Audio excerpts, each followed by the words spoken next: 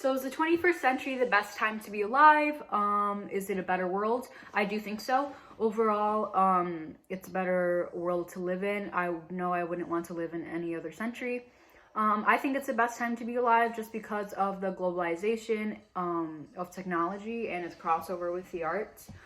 This era pretty much allowed us to communicate with people all over the world, creating a culture of diffusion. We're able to break the barrier of our thinking, our black and white thinking.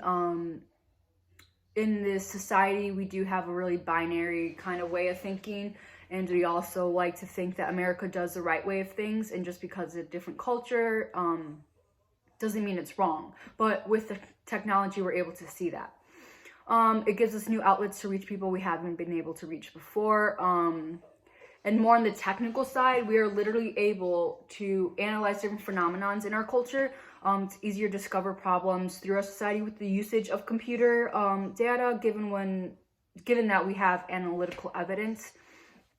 So there's literally algorithms that can kind of, you just gotta set it up. I don't know how exactly to do that, but there's been tests, surveys, stuff through the internet that is able to collect data around the world to figure out what problems we are going through, and I think that's awesome.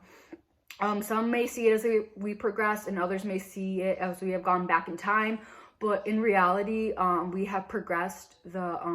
When there's progression, there's always going to be some people that don't agree with it, some people that will speak out about it, how wrong it is, and think of it as, which will make it seem like we're going to step back. But there's always going to be people hating, no matter what. But overall, it is a better world. So over here we have a GIF that says welcome to Meme World Digital Era. So this is where all the memes.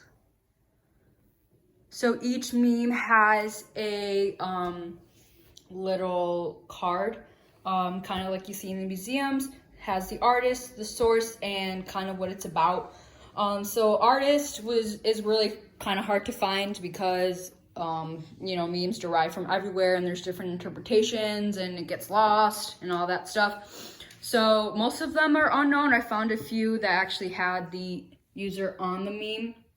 But basically this section over here is towards white people, white privilege, Trump, Fox News, MAGA cult. We've got the Cash Me Outside, exemplifying how Americans don't want to stay inside and how the coronavirus is going to last longer than expected. Here we've got a 9/11, very important to this society. It's a very ironic meme, so I like it a lot.